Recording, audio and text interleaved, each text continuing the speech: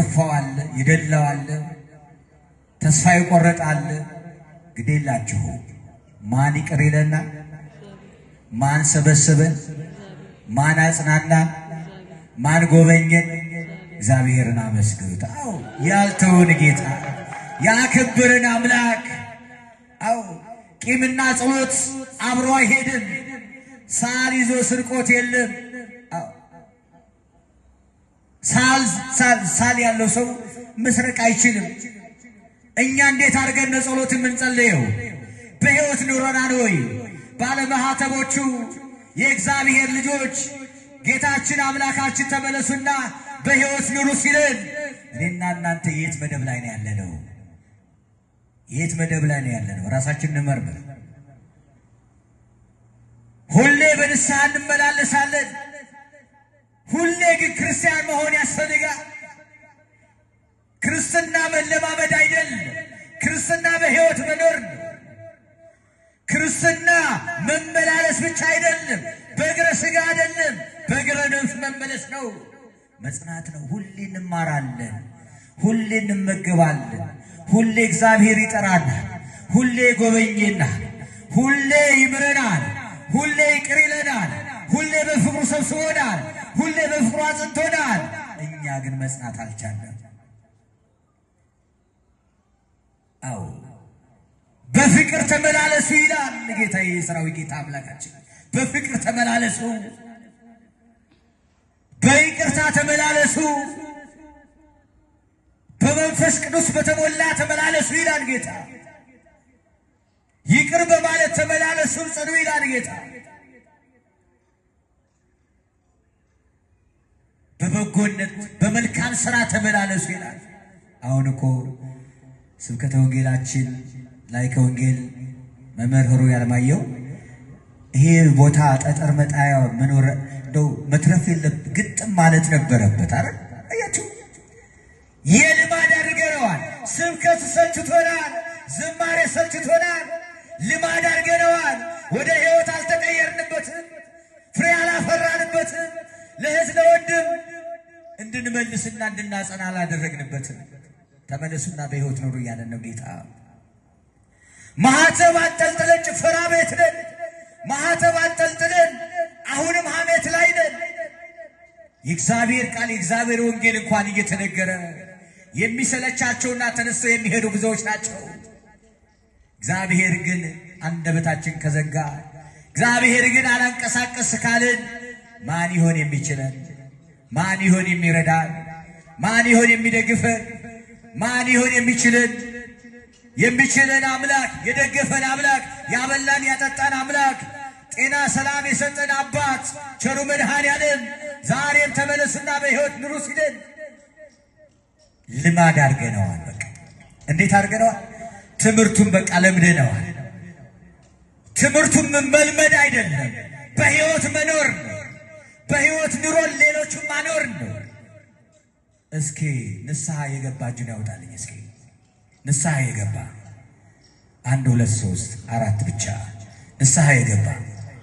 ንስሐ የገባ ያልገባሽ 4 ሰው አግኝቼ ያልገባ ንስሐ ያልገባ ከፍ አድርጎ አይዟችሁ እግዚአብሔር ያቀናል አያችሁ አብዛኞቻችን ንስሐ አልገባንም ግን ወንጌሉ ሁሌ ይሰበካል ቅዳሴው ሁሌ ሳይታጎል ሁሌ አለ ኪዳኑ ሰዓታቱ አለ እኛም እያስቀደስን ነው እኛም እየጾምን ነው እኛም እየጸለይን ነው በሕይወት ግን የለንም በሕይወት ግን አልኖርንም ለመቼ ነው ንስሐ የማንገባበት ምክንያት እስራኤላውያንን እኮ የተናገራቸው ተመለሱና በሕይወት ኑሩ ሲል በሕይወት ስላልኖሩ ነው ኃጢአታቸው ክፋታቸው አድበኝነታቸው ጥፋታቸው ስለበዛ ነው መሞታቸውን አልፈለገም ጌታ ተመለሱና በሕይወት ኑሩ ሲል እኮ መቼ እንደምመጣ አታውቁም አለ እንደ ሌባ ድንገት እመጣለሁ የዛን ሰዓት ግን አለ ጌታ ዕቃዬን ልሰብስብ ቤተሰቦችን ልሰናበት ማለት አይቻልም ይቻላል አይቻልም እኛ ወደ ቤተ ክርስቲያን ስንመጣ በእናታችን እቅፍ ያለን ክርስትና በ40ና በ80 ተጠመቅን። መጨረሻችንም ማረፊያችንም ቅዱስ ቤተ ክርስቲያን ናት። ወንጌሉ እየተነገረ እየተሰበከ ዛሬም ንስሐ ያልገባናል። ለመቼ ነው? ቀኑ የማን ነው? እስኪ መልሱልኝ። ቀኑ የማን ነው? ምሽቱ የማን ነው? አዳራችን የማን ነው? አዎ ቀኑም ሰዓቱም ጊዜውም የእግዚአብሔር ነው። እኔና እናንተ ግን አዎ ዕለት በዕለት ምን እያደረግን ነው? ጊዜና ገደብና ሰዓት ሰጥተናል። ለንስሐው ጊዜ ገደብ ሰጥተናል። ግን ወንጌል እየሰማን ነው። ወንጌሉ ምንድነው የሚለው መሰላችሁ? ንስሐ ግቡ።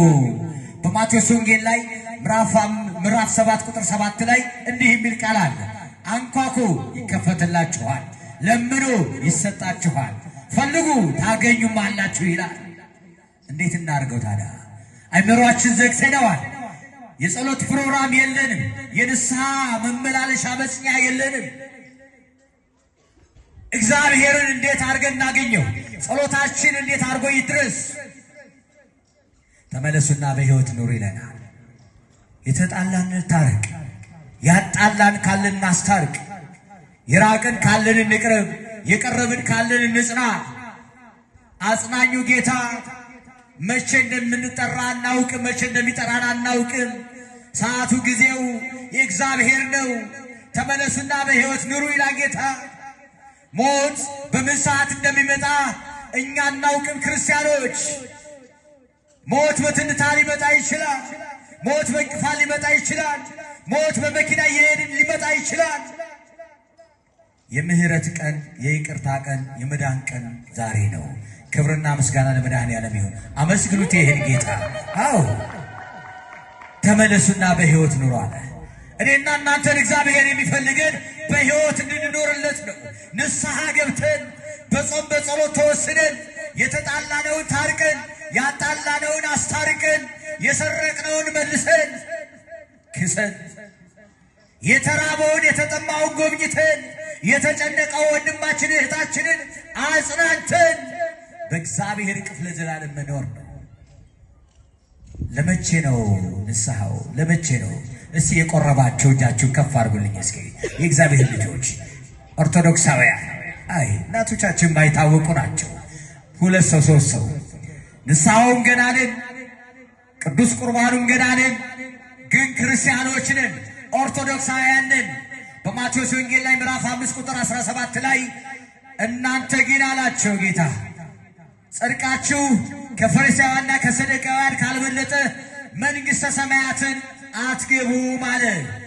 ይሄ ቅዱስ ሥጋዬን ቅዱስ ደሜን ያልወሰደ የዘላለም ሕይወት የለውም አለ። እኛ የእግዚአብሔር ሙሽራ መሆን አለብን እኮ ክርስቲያኖች። የእግዚአብሔር ሙሽራ ሆነን መዘጋጀት አለብን። ለመቼ ነው? ማነው የጊዜው ባለቤት? የጊዜው ባለቤት መድኃኔዓለም ብቻ ነው። የሚያበላን የሚያጠጣን እርሱ ብቻ ነው። በጤና በሰላም ለመኖር የእርሱ ፍቃድ ያስፈልገናል። ቸሩ መድኃኔዓለም በቀር ማን ይችለናል? ተመለሱና በሕይወት ኑሩ አለ ጌታ። እናንተ ዛሬ አዎ ለታመመው የማትራሩ፣ ላዘኑት ላለቀሱት አዎ ለቅሷቸውን እንደ ለቅሶ ቆጥራችሁ እንባቸውን የማታብሱ፣ ለታሰሩት የማትራሩ፣ ለተራቡት አዎ የመራራት ልቦና የሌላችሁ ተመለሱ ይላል ጌታ። ተመለሱ አለ። ተመለሱና በሕይወት ኑሩ።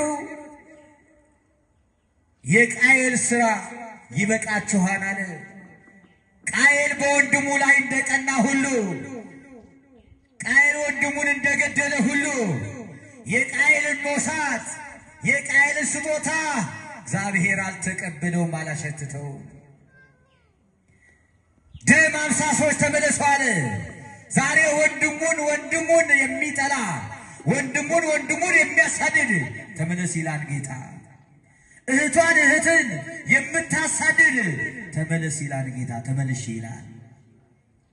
ተመለሱ አለ። ሲርበን ሲጠማን ወደ ባዕድ አምልኮ የምንሄድ የምንጓዝ ካለን ተመለሱ ይለናል።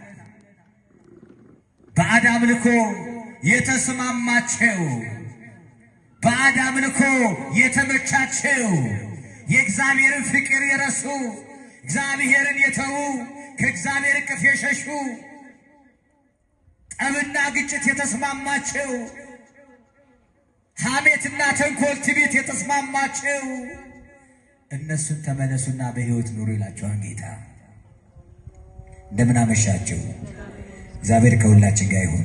ክርስቲያኖች በዛን ወቅት ይገርማችኋል፣ ሰውን ሰው ሲገለው ደስ ይላቸው ነበረ። ሰውን ሰው ሲያምኑ ደስ ይላቸው ነበረ። ወንድም ለወንድም ሲጣላ ደስ ይላቸው ነበረ። ባዕድ አምልኮ ሲያመልኩ ደስ ይላቸው ነበረ።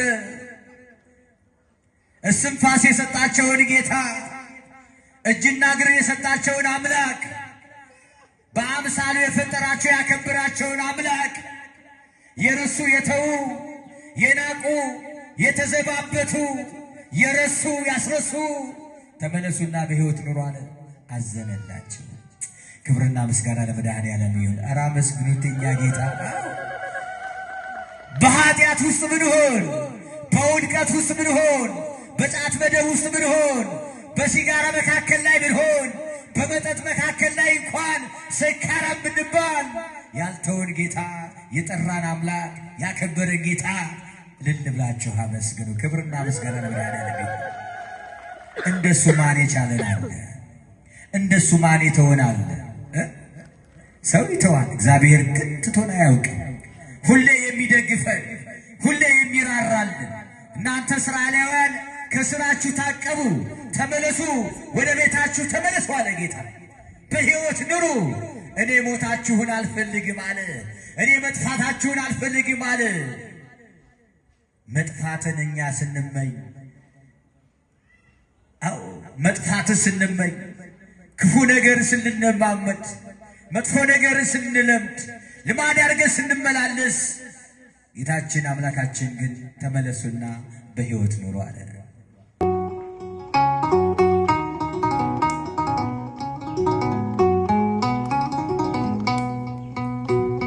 ግራ ቀኝ ሕይወቴ በሾህ ታጥሮብኛል፣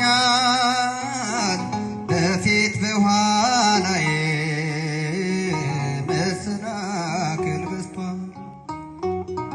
እኔስ ያለ ምርኮስ ጉዞዬ ከብዶኛል፣ እማምላክ ደግፈኝ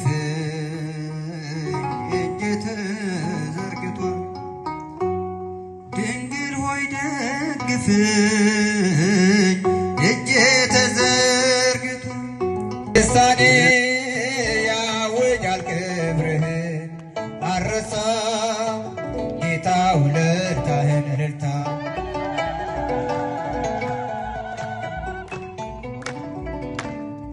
እጓዛለሁ በምናብ ወደ ሰላሜ ወደ እጄ ባፌ ጭናለሁ ዛሬም እጾም እላለሁ ለክብር መሰለፌ ለምለሞ ማረፌ ዋጋ ከፍለ ነው ጌታ ኖርከኝ በጸጥታ በዋጋ ገዝተኸኛልና ስለኔ ደም ከፍለሃልና በዋጋ ገዝተኸኛልና ስለኔ ደም ከፍለሃልና ልሳኔ ያውጃል ክብርህን አልረሳም ጌታ ውለታህን። ልሳኔ አንተ እስከ ዘለዓለም እስከ ዘለዓለም አማኑኤል እስከ ዘለዓለም መድኃኔዓለም እስከ ዘለዓለም አማኑኤል እስከ ዘለዓለም መድኃኔዓለም ምስጉን አንተ